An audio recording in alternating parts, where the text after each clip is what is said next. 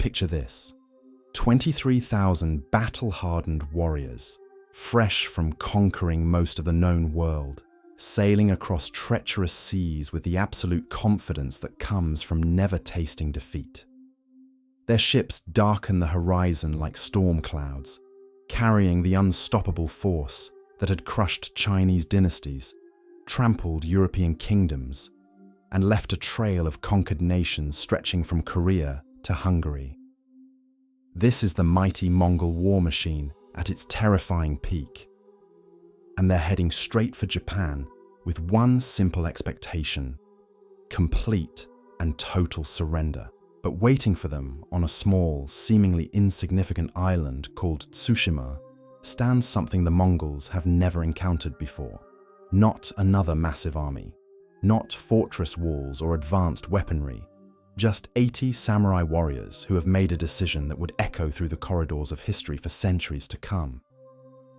These men are about to do something so audacious, so impossible, that it will shake the very foundation of Mongol invincibility and plant the first seeds of doubt in an empire that believed itself untouchable. What happens next isn't just a battle. It's the moment when legends are born and empires discover they can bleed. This is the story of how 80 Japanese warriors faced down an invasion force 300 times their size and turned what should have been a footnote into one of history's most inspiring tales of courage against impossible odds.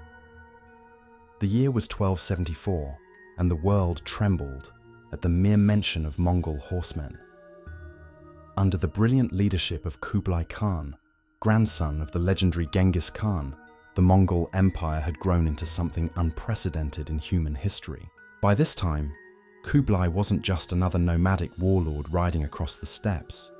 He had transformed himself into something far more dangerous. The emperor of the newly established Yuan dynasty in China, commanding not just Mongol cavalry, but the resources, technology, and manpower of the most populous nation on earth. Kublai Khan possessed everything a conqueror could dream of. Chinese siege engines capable of hurling explosive projectiles, Korean shipbuilders forced to construct hundreds of vessels for overseas campaigns, vast treasuries filled with the wealth of conquered kingdoms. Most importantly, he commanded armies that had proven themselves invincible across 3 continents. From the frozen steppes of Russia to the humid jungles of Southeast Asia, Mongol banners had planted themselves in victory after crushing victory. But there remained one irritating exception to this perfect record of conquest. One small collection of islands that dared to exist independently just off the coast of his newly claimed Chinese territories. Japan had ignored every diplomatic overture, dismissed every demand for submission, and refused to acknowledge Mongol supremacy. To Kublai Khan, this wasn't just disrespectful, it was intolerable. The strategic importance of Japan went far beyond mere pride. These islands controlled crucial trade routes and possessed something the Mongols desperately needed: sulfur. This volcanic archipelago sat on vast deposits of the key ingredient for gunpowder, the revolutionary technology that had helped the Mongols demolish fortress walls from Baghdad to Beijing. Even worse, Japan was actively trading this precious resource with the southern Song dynasty, the last Chinese holdouts still resisting Mongol rule. Every shipment of Japanese sulfur strengthened his enemies and prolonged wars that should have ended years ago. Then there were the legends.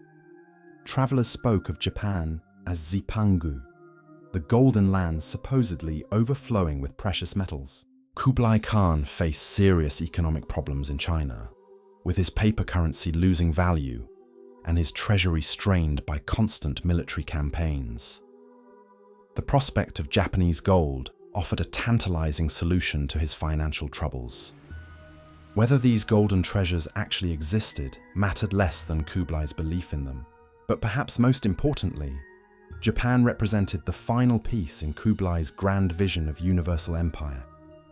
He had already forced Korea into submission, conquered the Song dynasty, and established his authority over most of East Asia. Japan was the last holdout, the final challenge to his claim of ruling everything under heaven.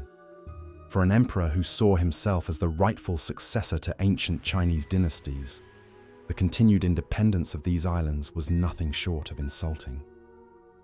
The diplomatic phase of this confrontation had already played out with predictable results.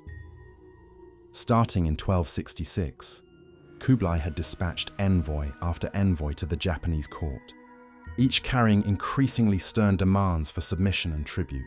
The language grew progressively more threatening with each unanswered message.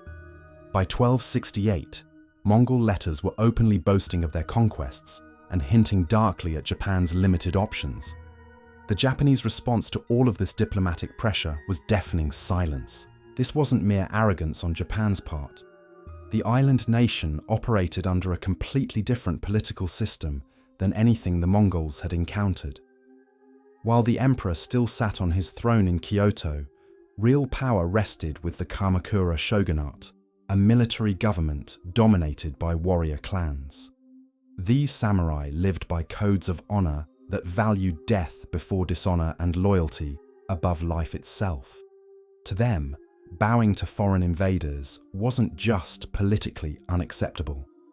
It was spiritually impossible. The man making these crucial decisions was Hojo Tokimune, the young regent who effectively controlled Japan through the shogunate system. Unlike the kings and emperors who had surrendered to Mongol pressure across Asia, Tokimune commanded a society built around warrior culture. Every major decision-maker in his government was either a samurai or closely connected to samurai families. These were men who had been raised on stories of battlefield glory and honorable death. Compromise with foreign invaders simply wasn't in their vocabulary. By 1274, after years of ignored ultimatums, Kublai Khan's patience had evaporated entirely. The time for diplomacy was over. If Japan wouldn't submit to words, it would submit to steel and fire. The emperor ordered the assembly of the largest overseas invasion force East Asia had ever seen. The logistics of this operation were staggering.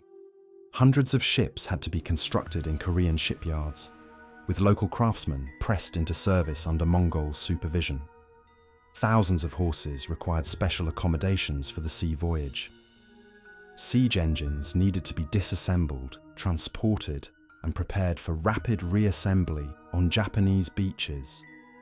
Supply chains had to be established to keep an invasion force fed and equipped across hundreds of miles of ocean. The army itself represented the terrifying diversity of Mongol military might.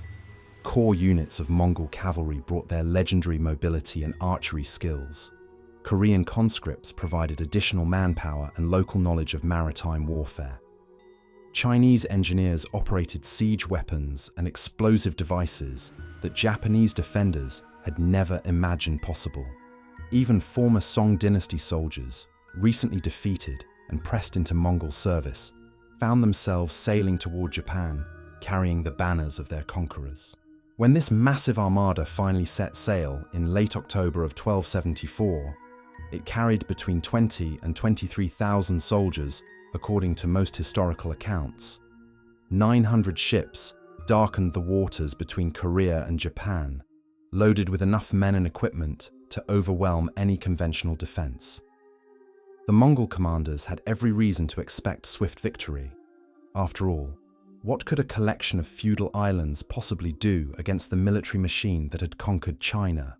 The first target was obvious: Tsushima Island, positioned perfectly as a stepping stone between Korea and the Japanese mainland. This small island held strategic importance far beyond its size, controlling the narrow strait that separated the two nations. If the Mongols could establish a secure base on Tsushima, they could launch follow-up attacks against Kyushu and eventually the Japanese heartland, with reliable supply lines and retreat options. What the Mongols didn't expect was the nature of the resistance waiting for them. Tsushima wasn't defended by a massive fortress or a professional army. Instead, it was protected by something far more dangerous: samurai who had already decided that death was preferable to surrender. These warriors represented everything that made Japanese military culture unique in the medieval world. They were bound by personal loyalty to their lord, trained from childhood in weapons and horsemanship, and motivated by a code of honor that viewed retreat as spiritual suicide. The island's military governor, Sosukakuni, commanded exactly 80 samurai, along with local militia forces drawn from farmers and townsmen. Against 23,000 professional soldiers, this represented odds of nearly 300 to 1. By any rational calculation, resistance should have been impossible. The defenders should have either fled or surrendered immediately upon seeing the size of the invasion fleet. But rationality had nothing to do with what happened next. As Mongol ships approached Tsushima's coastline in the pre-dawn darkness of November 4th, they encountered something their vast experience in conquest hadn't prepared them for. An enemy that simply refused to acknowledge impossible odds. The clash that followed would redefine how both civilizations understood warfare, courage, and the price of empire. In just a few hours of desperate fighting, 80 samurai would accomplish something that entire kingdoms had failed to achieve. They would make the mighty Mongol Empire bleed, doubt itself, and realize that some prizes come with costs too terrible to calculate. The Mongol landing began in darkness, their ships emerging from the black waters like phantoms of death itself. By 2 a.m, advance scouts were already probing the shoreline, searching for the best beaches to disembark their massive force. The sound of creaking wood and muffled commands drifted across the water as hundreds of vessels maneuvered into position. This was precision warfare at its most terrifying scale, the result of decades perfecting the art of amphibious assault across rivers, lakes, and seas, from China to Eastern Europe. Sosukakuni and his 80 samurai had spent the night in prayer and preparation, knowing full well that dawn would bring either glorious death or miraculous victory. There was no middle ground in samurai thinking, no concept of tactical withdrawal or strategic retreat. They had sharpened their curved tachi swords until the blades could split silk scarves floating in the air. They had strung their towering yumi bows and counted their arrows, each one crafted with the precision that only Japanese artisans could achieve. Most importantly, they had steeled their minds for what was coming. The philosophical difference between these two forces couldn't have been more stark. The Mongols approached warfare as a science, a problem to be solved through superior numbers, better technology, and ruthless efficiency. They had studied the terrain, calculated supply requirements, and planned contingencies for every possible scenario. Their commanders carried detailed maps and intelligence reports. Their soldiers knew exactly when to advance, when to retreat, and when to regroup. War, to them, was simply another form of administration, albeit one conducted with arrows and explosives. The samurai saw something entirely different when they looked at the approaching dawn. To them, this wasn't a mathematical problem or a tactical exercise. This was a spiritual test, a moment when the true nature of their souls would be revealed before the gods and their ancestors. Every samurai carried with him the weight of generations, the accumulated honor of fathers and grandfathers stretching back centuries. Death in battle wasn't just acceptable, it was the highest form of spiritual achievement, a chance to demonstrate that some things mattered more than mere survival. As the first grey light of November 4th crept across the waters, the true scale of the Mongol invasion became visible. Ship after ship emerged from the morning mist, their dark hulls packed with soldiers whose armor glinted in the pale sunlight. Banners fluttered in the sea breeze, displaying the symbols of conquered nations now fighting under Mongol command. The sound of thousands of men preparing for battle rolled across the water like distant thunder. The defenders could see Mongol cavalry checking their equipment, their horses stamping nervously in the confines of the transport ships. Korean archers were stringing their powerful composite bows, weapons designed to punch through armor at distances that would leave Japanese defenders helpless. Most ominously, strange devices were being assembled on the decks of several vessels, contraptions that the samurai had never seen before, but which would soon introduce them to the terrifying reality of gunpowder warfare. So Sukekuni gathered his men on the beach where the main landing would occur. There was no grand speech, no dramatic declarations of defiance. These warriors knew their duty and had made their peace with death hours ago. Instead, the governor simply reminded them of the ancient code that had guided their ancestors through countless battles: loyalty to their lord, protection of their land, and honor above all else. Then he drew his sword, the polished steel reflecting the morning light like captured lightning, and his 80 samurai did the same. The Mongol assault began with characteristic precision and overwhelming force. The first wave of ships ground against the rocky shoreline, their hulls scraping against stones as soldiers poured over the sides into the shallow water. These weren't the wild charges of barbarian raiders, but the methodical advance of professional soldiers who had perfected this exact maneuver on a dozen different coastlines across Asia. Mongol archers immediately established firing positions along the beach, their shorter but incredibly powerful composite bows sending volleys of arrows toward any Japanese movement they could detect. Behind them came infantry units carrying shields and spears, advancing in disciplined formations that could adapt to any terrain. The cavalry remained on the ships for now, waiting for secure landing zones to be established before bringing their precious horses ashore. But the most shocking development for the Japanese defenders was the appearance of weapons they had never imagined possible.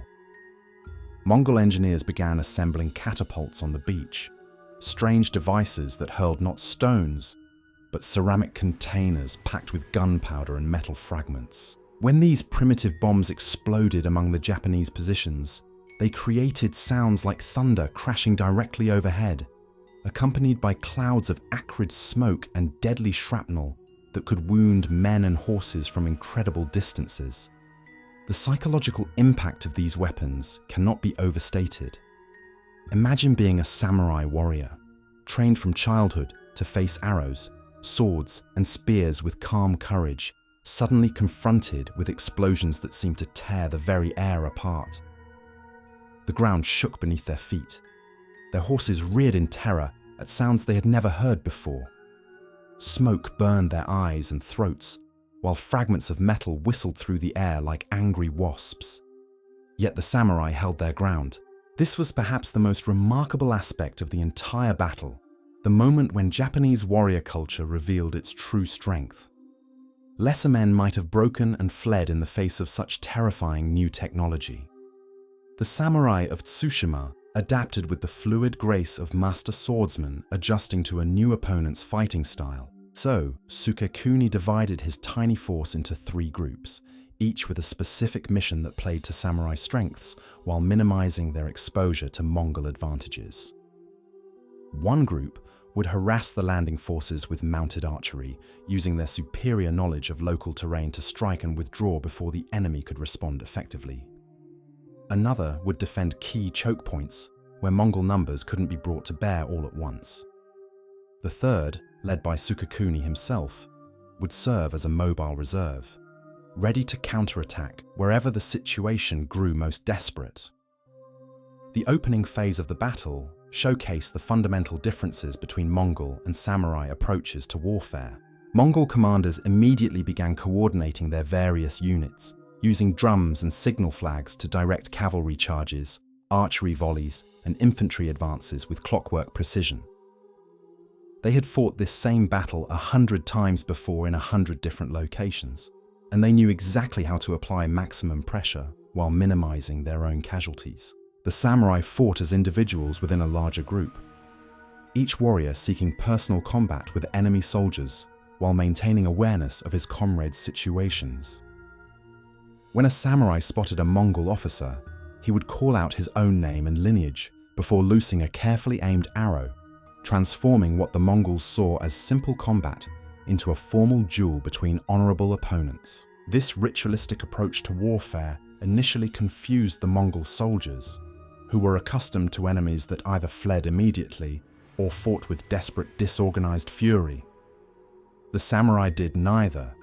They maintained perfect military courtesy, even while cutting down invaders with surgical precision. treating each encounter as both a battle for survival and a spiritual exercise in demonstrating proper warrior behavior. The confusion was mutual. Japanese defenders found themselves facing military tactics they had never encountered before. Mongol cavalry didn't charge in straight lines like Japanese horsemen, but instead circled their targets, raining down arrows from multiple directions, while remaining frustratingly out of reach of samurai swords. Infantry units advanced behind walls of shields, protecting archers who could maintain continuous volleys without exposing themselves to counterattack. Most disturbing of all were the explosive devices that continued to detonate among the Japanese positions. Modern archaeological excavations have confirmed that these early gunpowder weapons were indeed used during the invasion, making Tsushima one of the first battlefields where Japanese warriors encountered firearms technology. The psychological impact was devastating, but the physical casualties were limited by the relatively primitive nature of these early explosives. As the morning progressed, the true character of both armies became apparent. The Mongols possessed every possible military advantage: superior numbers, better coordination, more advanced technology, and vast experience in exactly this type of amphibious assault. They should have swept the defenders aside within the first hour of fighting. The samurai had only three things in their favor: intimate knowledge of local terrain, generations of training in individual combat techniques, and an absolute refusal to consider defeat as a possibility. Against any rational assessment, these advantages shouldn't have been nearly enough to balance the overwhelming odds they faced. Yet, hour after hour, the impossible continued to happen. Small groups of samurai would appear suddenly from concealed positions, loose devastating volleys of arrows at exposed Mongol formations, then vanish back into the rocky terrain before enemy reinforcements could arrive. Individual warriors would challenge Mongol officers to single combat, often succeeding in killing or wounding key commanders before being overwhelmed by superior numbers. The battle was developing into something neither side had expected. The Mongols found themselves fighting not a conventional army that could be defeated through standard tactics, but something more like a collection of individual heroes, each one willing to die rather than yield a single step of Japanese soil. The psychological warfare was working both ways, creating a deadly feedback loop that neither commander had anticipated. Every Mongol soldier who fell to a samurai blade became proof that the supposedly invincible empire could bleed. Every Japanese warrior who refused to break under bombardment demonstrated that some enemies simply couldn't be intimidated into submission. The beach at Tsushima was transforming into something far more dangerous than a military engagement. It was becoming a clash between two fundamentally different philosophies of existence. Mongol officers found themselves dealing with tactical problems their extensive training had never prepared them for. How do you coordinate a massive assault when your enemy refuses to fight like an army? How do you apply overwhelming force against opponents who seem to materialize from nowhere, strike with lethal precision, then dissolve back into the landscape before you can retaliate? Most frustrating of all, how do you intimidate warriors who greet your most terrifying weapons with calm curiosity rather than paralyzing fear? The Mongol war machine had conquered everything from Hungarian plains to Vietnamese jungles by following a simple formula: shock the enemy with superior technology and numbers, break their will to resist through demonstrated superiority, then mop up the survivors who inevitably chose surrender over annihilation. This formula had worked against professional armies, fortified cities, and even nomadic tribes who shared similar military traditions with the Mongols themselves. But samurai operated according to completely different rules. They had been raised from childhood with stories of ancestors who chose death over dishonor, who found spiritual fulfillment in hopeless last stands, who measured victory not by survival, but by the manner of their dying. To these warriors, the overwhelming odds they faced weren't a reason to surrender. They were an opportunity to achieve immortality through perfect demonstration of warrior virtue. Sukekuni himself embodied this philosophy in every action he took throughout the morning's fighting. Contemporary accounts describe him moving across the battlefield like a force of nature, his armor gleaming in the sunlight as he led charge after charge against Mongol positions. He would appear at the most critical moments, rallying his men with nothing more than his presence, then disappear into the chaos of combat, only to emerge somewhere else entirely, striking at enemy commanders with the precision of a master swordsman. The governor's tactical genius lay not in conventional military strategy, but in understanding how to maximize the spiritual impact of each samurai life. Rather than concentrating his forces for a single desperate charge, he dispersed them across multiple pressure points, ensuring that Mongol commanders would face simultaneous crises that couldn't be resolved through simple numerical superiority. Every samurai death became a tactical victory if it forced the invaders to commit disproportionate resources to eliminating individual defenders. Mongol cavalry, the terror of battlefields from Korea to Poland, found themselves frustrated by terrain that negated their primary advantages. Tsushima's rocky coastline and steep hillsides made their usual sweeping maneuvers impossible, forcing them to attack in small groups where samurai swordsmanship could prove decisive. The magnificent Mongol horses, bred for endurance across vast steppes, struggled with unfamiliar ground that Japanese ponies navigated with ancestral familiarity. The explosive devices that had initially shocked the defenders were proving less effective than Mongol commanders had hoped. These early gunpowder weapons were crude affairs, more useful for psychological intimidation than actual battlefield destruction. Against enemies who adapted quickly to new threats and refused to be intimidated, the bombs became just another weapon in an arsenal that was failing to produce the swift victory everyone expected. By midday, disturbing reports were reaching Mongol headquarters. Unit commanders were requesting reinforcements not because they were losing ground, but because they were taking casualties at rates that made no mathematical sense. How could 80 men inflict such damage on thousands of professional soldiers? How could defenders without siege equipment or cavalry support continue mounting effective counterattacks hour after hour? The answer lay in something the Mongols had never encountered before, an enemy that became more dangerous as the situation grew more hopeless. Each fallen comrade didn't weaken samurai resolve, but strengthened it, transforming every death into a sacred obligation that demanded vengeance. The survivors weren't fighting to win in any conventional sense. They were fighting to ensure that their deaths would carry maximum meaning, maximum impact on the enemy's confidence and morale. Japanese archery was proving particularly devastating in these close-quarter engagements. The towering Yumi bows, while awkward for rapid volley fire, could drive arrows completely through Mongol armor at short range. Samurai archers, trained from childhood to make every shot count, were achieving kill rates that Mongol commanders found impossible to believe. Single arrows were dropping multiple enemies when they passed through the first target and struck soldiers behind him. The curved Tachi swords were performing even better than their reputation suggested. Japanese swordsmiths had spent centuries perfecting metallurgy techniques that produced blades of extraordinary sharpness and durability.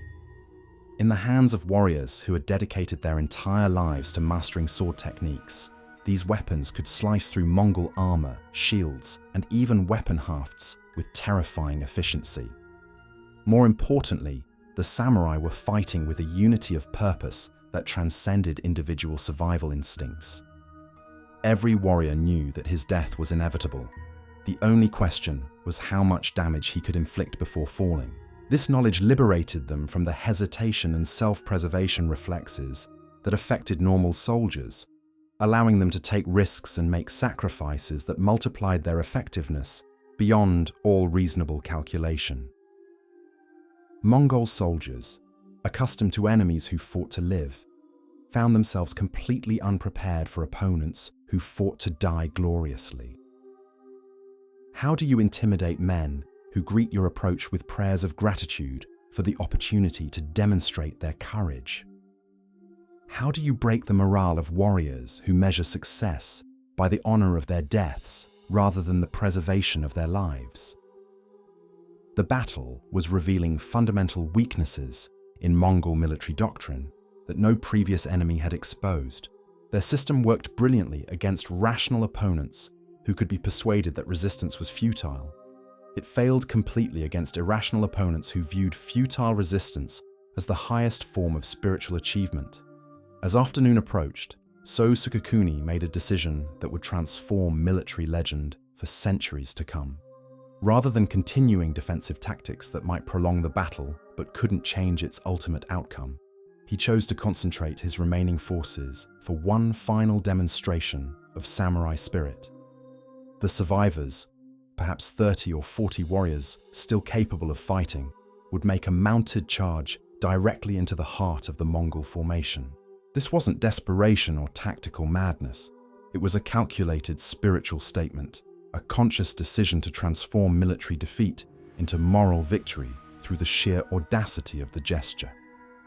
Sukekuni understood that his men were going to die regardless of what tactics they employed. The only choice remaining was how that death would be remembered, what meaning it would carry for future generations of Japanese warriors. The final charge began with traditional formalities that must have seemed surreal to Mongol observers. Each samurai announced his name and lineage, formally challenging the invaders to honorable combat, even as thousands of enemy soldiers surrounded them on all sides. They formed up in perfect formation, their armor gleaming despite hours of desperate fighting, their weapons held with the ceremonial precision of a temple ritual rather than the desperate grip of doomed men. So Sukekuni raised his sword toward the sky, offering a final prayer to the gods of war, who had guided his ancestors through countless battles. Then he spurred his horse forward, and 30-some samurai followed him in a charge that defied every principle of military logic, while embodying everything that made Japanese warrior culture unique in the medieval world. The sight must have been breathtaking and terrifying in equal measure. Armored horsemen thundering across the beach with absolute disregard for the overwhelming odds against them, their war cries echoing off the surrounding hills as they drove straight into the massed ranks of the largest invasion force East Asia had ever seen. They knew they were riding to certain death, and they rode anyway, transforming the final moments of their lives into a work of art that would inspire warriors for generations to come. The Mongol response was swift and professional, but something had changed in the quality of their fighting. The easy confidence of the morning had been replaced by grim determination tinged with grudging respect. These weren't helpless victims being slaughtered by superior technology. These were worthy opponents who had earned their place in the songs that would commemorate this battle. When the last samurai fell, when So Sukekuni's sword finally slipped from his lifeless fingers, the beach at Tsushima fell silent, except for the sound of waves washing against blood-stained rocks. The Mongols had achieved their tactical objective, but something intangible had been lost in the process. The aura of invincibility that had carried them across 3 continents lay shattered among the bodies of 80 men who had refused to acknowledge that victory was impossible.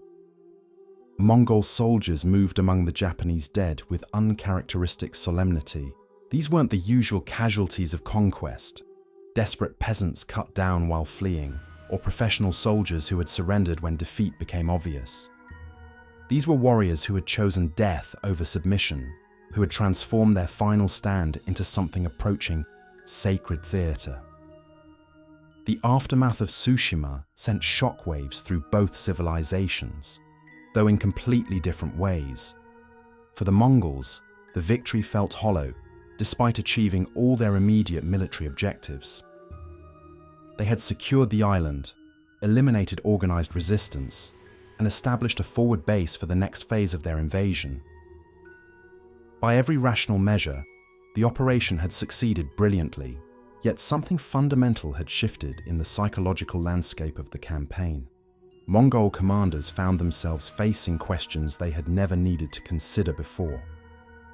If 80 men could inflict such casualties and fight with such determination, What would happen when they faced the main Japanese army? How many more islands would they need to conquer at this cost?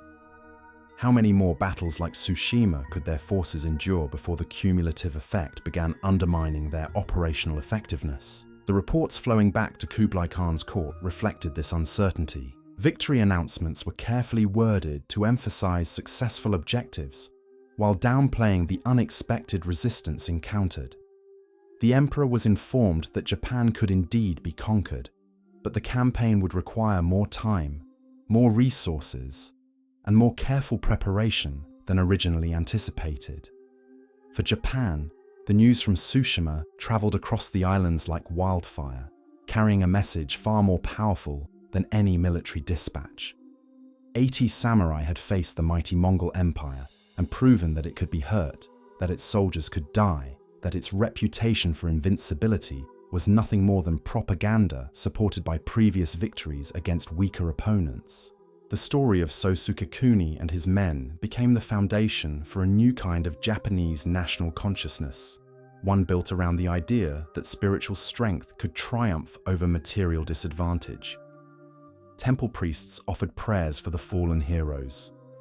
Sword schools incorporated lessons from their fighting techniques. Most importantly, samurai across the islands began preparing for the larger invasion they knew was coming, inspired by proof that resistance was not only possible but spiritually necessary. The implications of what had transpired on that blood-soaked beach would ripple outward like stones cast into still water, creating waves that would fundamentally alter the trajectory of both empires. Within hours of the last samurai falling, Mongol scribes were already struggling to compose reports that could explain the inexplicable to their superiors. How do you tell the most powerful ruler on earth that his unstoppable war machine had been forced to work harder than ever before to defeat 80 men? The official dispatches spoke of complete victory, successful landings, and the elimination of organized resistance. But between the lines lay a different story, one that Mongol commanders were only beginning to understand themselves. The casualties they had suffered weren't just numbers in a ledger. They represented the first crack in an empire built on the perception of inevitable triumph.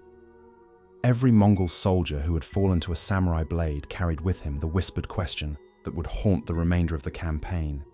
If this was what 80 Japanese warriors could accomplish, what horrors awaited them when they faced thousands? The psychological warfare had worked in ways that neither side had fully anticipated.